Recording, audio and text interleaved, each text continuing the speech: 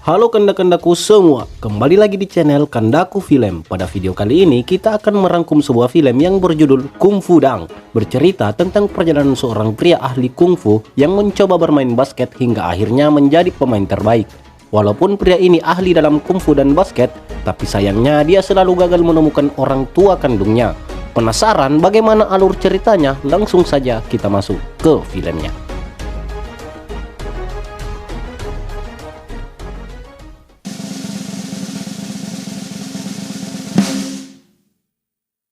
Diawali dengan seorang pria yang secara tidak sengaja menemukan seorang bayi di pinggir lapangan basket disertai dengan sebuah surat di dekatnya.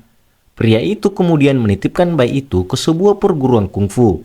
Di dalam surat itu tertulis kalau bayi ini terlahir untuk bela diri dan apabila diasah dia bisa mengubah alam semesta. Saat berumur 6 tahun, guru mulai mengajari sebuah ilmu mengubah alam semesta dengan cara memutarbalikkan waktu. Awalnya dia terlihat berhasil, namun karena belum sempurna, gurunya itu malah winter alias membeku dan meninggal. Dan ini dia film Kung Fu Dang. Beberapa tahun setelahnya, anak itu kini telah tumbuh dewasa. Dia bernama Fang Siji. Siji menyukai seorang wanita yang bernama Lily. Namun dia hanya bisa menatapnya dari jauh karena dia tidak punya cara untuk bisa dekat dengannya. Siji dibesarkan di sekolah kungfu. Di sana dia mempunyai guru yang bernama Guru Fei, Guru Wu, Guru Ni, dan juga Guru Huang. Sekarang ini sekolah kungfu dipimpin oleh kepala sekolah yang bernama Wang Biao. Wang Biao juga mempunyai julukan Pukulan Dewa Nomor 1. Ternyata itu semuanya settingan. Ini bagian pekerjaan dari Siji agar gurunya bisa mendapatkan kepercayaan dari murid lain. Padahal menurut Siji, pukulan dari Wang Biao sangatlah lemah. Saat malam hari, Siji yang lagi gabut melempar sebuah kaleng minuman bekas di sebuah tempat sampah. Siji melakukan itu dari jarak yang cukup jauh dan tidak biasa. Aksinya itu dilihat oleh seorang pria yang bernama Chen Li. Chen Li kemudian mencoba apa yang dilakukan oleh Siji. Namun jangankan dari jarak yang jauh, dari dekat saja dia tidak bisa. Dia kemudian menghampiri dan menantang Siji. Kalau Siji bisa melempar dan memasukkan koin itu ke mulutnya dari jarak yang cukup jauh, maka dia akan mentraktir Siji makan. Namun sayang, itu bukan hal yang sulit bagi Siji. Chen Li yang kalah taruhan kemudian membawa Siji makan ke tempat anaknya bekerja. Di sana, Chen Li memperkenalkan Siji dengan anaknya yang bernama Bao.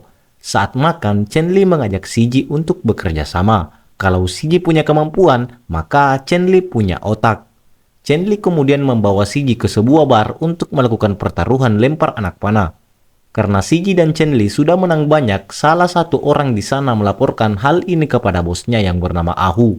Dia pun menghampiri mereka. Karena percakapan antara mereka kurang baik, Ahu lalu menyuruh anak buahnya untuk menghajar mereka. Dan akhirnya pertengkaran pun tidak bisa terhindarkan.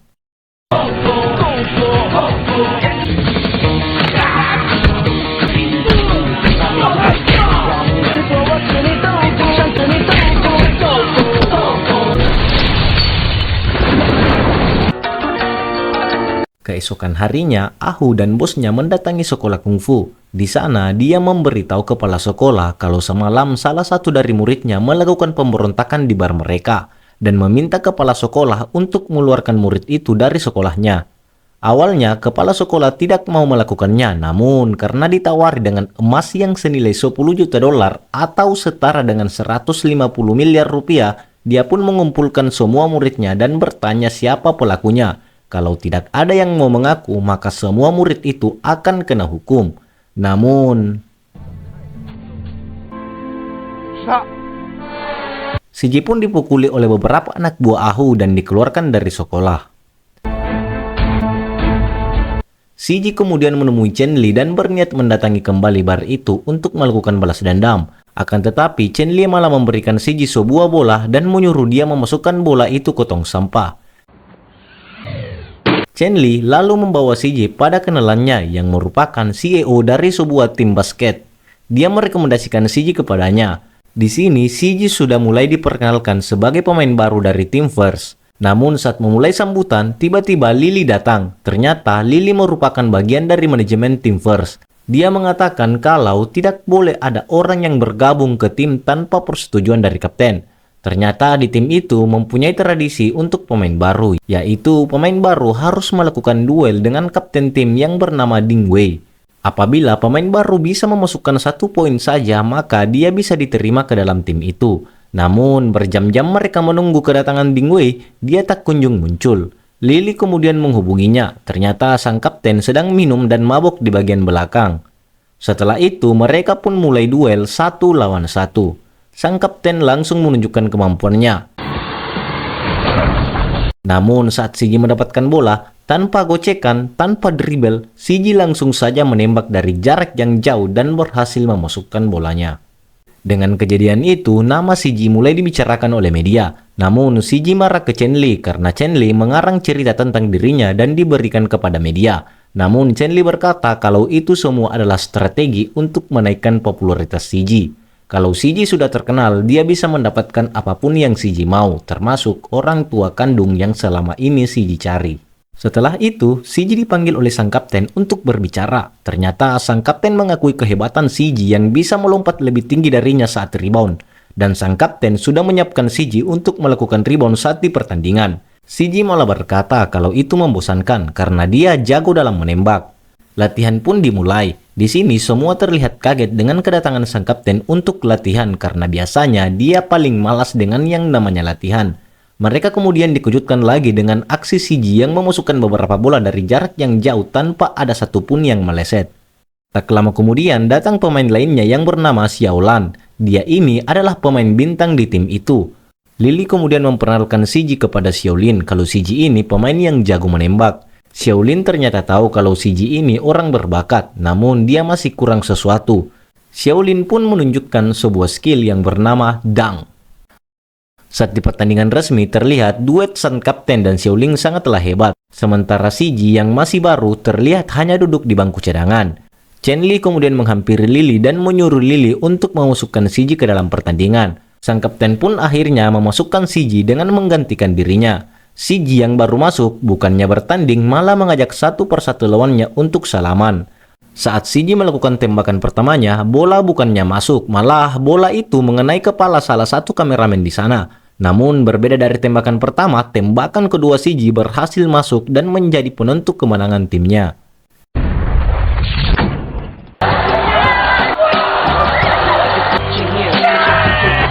Setelah pertandingan itu, Sigi mulai latihan keras agar bisa melakukan selain menembak. Saat suatu malam, Sigi belajar untuk melakukan teknik dang. Namun karena lompatannya terlalu tinggi, dia malah melewati ring dan menabrak lampu di sana. Tibalah kembali di pertandingan selanjutnya. Namun kali ini kapten dari lawannya sangat meremehkan Sigi dan kawan-kawan. Namun Sigi dan kawan-kawan hanya diam, tidak ada kata-kata, yang ada hanya bukti nyata. Asik.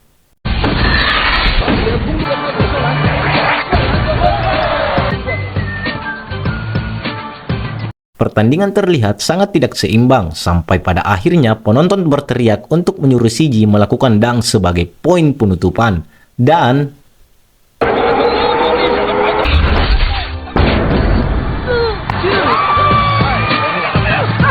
kemudian mereka terus menang dan mengalahkan lawan-lawannya dan melaju ke babak grand final.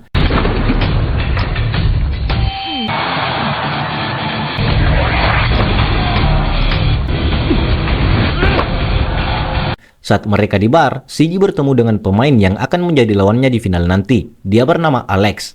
Alex mengakui kehebatan Sigi dalam bermain basket. Dia kemudian menawarkan Sigi untuk bergabung ke timnya dan meninggalkan tim lamanya. Alex juga terlihat sedang menggoda Lily. Kemudian Alex mendatangi meja sang kapten, di mana terlihat sang kapten nampak punya trauma terhadap Alex ini. Lily kemudian bercerita kepada Sigi kalau Alex dulunya kapten di tim mereka. Namun di suatu saat dia tiba-tiba berubah dan meninggalkan tim. Tak hanya itu, dia juga membawa beberapa pemain hebat ikut bersamanya. Beberapa waktu kemudian mereka berjumpa di partai final. Namun saat itu Alex memprovokasi sang kapten kalau dia pernah meniduri pacarnya sebelum pacarnya meninggal. Kata Alex, pacarnya sang kapten sangat lihai ketika berada di atas. Sang kapten yang mendengar itu menjadi tidak fokus sehingga membuat tangannya gemetar. Dan sejak saat itulah sang kapten mulai mabuk-mabukan. Beralih ke Chen Li yang menerima telepon dari bosnya Aho. Chen Li dipanggil untuk naik ke atas. Lily yang melihat itu khawatir kalau Chen Li akan menjual Sigi. Namun Siji berkata kalau itu tidak akan pernah terjadi. Setelah itu Chen Li kembali dengan beberapa luka di mukanya. Siji yang melihatnya marah dan akan menghajar mereka semua. Namun Chen Li menghentikannya. Chen Li berkata kalau mereka berniat membeli Siji, namun karena Chen Li menolak makanya dia dipukul. Pertandingan Grand Final pun dimulai. Terlihat Alex memasuki arena dengan beberapa rekan tim yang menggunakan masker. Sementara tim Siji masuk setelahnya. Situasi semakin tegang saat kedua tim sudah bertatap muka di dalam arena. Pertandingan berlangsung begitu keras dan beberapa kali Alex berhasil memasukkan bola. Pertandingan semakin panas ketika tim Alex mulai curang dan menggunakan cara kekerasan. Mulai dari Xiao Li yang tangannya diinjak hingga cedera, sampai dengan sang kapten yang kakinya dibuat cedera. Mereka terus melakukan cara ini sampai ketika mereka ingin mencelakai Siji, namun mereka malah dikungfu balik.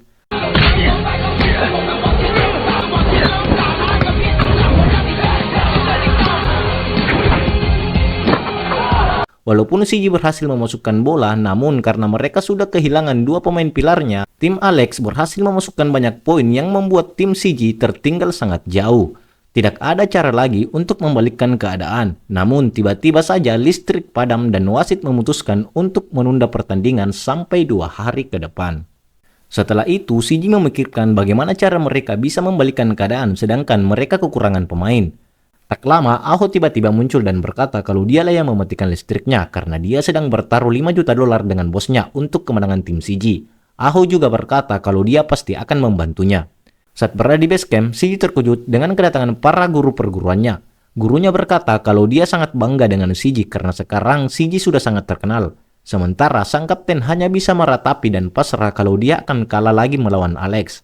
Sementara Xiao Li mengunjungi makam pacarnya yang sudah lama meninggal. Siji kemudian tidak sengaja bertemu dengan Lily yang sedang menangis.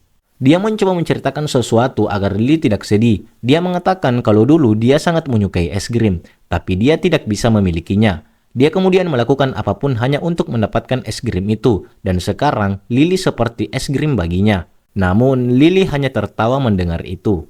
Pertandingan yang sempat ditunda pun akhirnya kembali dimulai. Tim Alex sangat yakin akan memenangkan pertandingan ini karena dua pilar utama dari tim Siji dalam kondisi cedera. Namun tiba-tiba terlihat para guru dari Siji memasuki lapangan. Tim Alex sempat protes karena mereka bukan bagian dari tim. Namun CEO tim Siji berkata kalau mereka baru saja menjadi bagian dari timnya kemarin. Dan mereka pun diperbolehkan ikut bermain. Dan pertandingan pun dimulai. Siji terlihat hanya menunggu bola di bagian paling depan. Dengan kemampuan kungfu, mereka berhasil memojokkan tim Alex.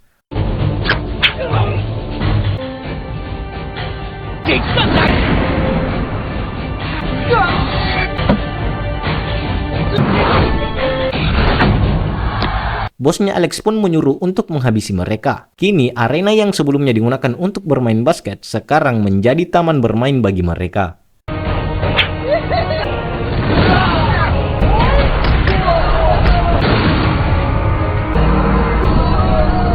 Karena kejadian itu, para guru dilarang untuk mengikuti permainan.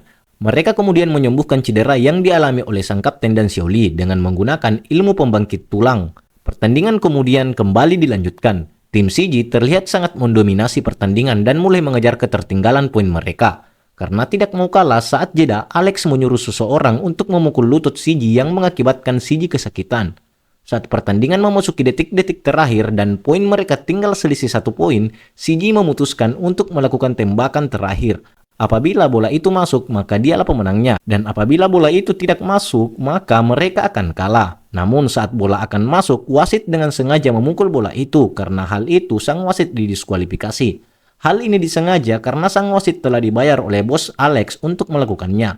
Dan benar saja, walaupun itu pelanggaran, namun waktu sudah tidak cukup untuk bisa kembali mencetak angka, dan tim Alex akhirnya menang.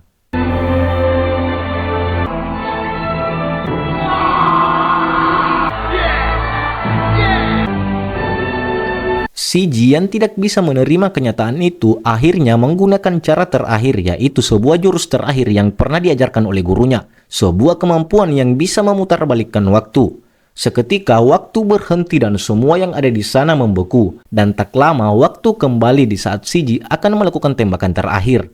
Karena tidak ingin mengulangi kesalahan yang sama, Siji kali ini memutuskan untuk tidak melakukan tembakan, tapi malah mengoper bola ke sang kapten dan akhirnya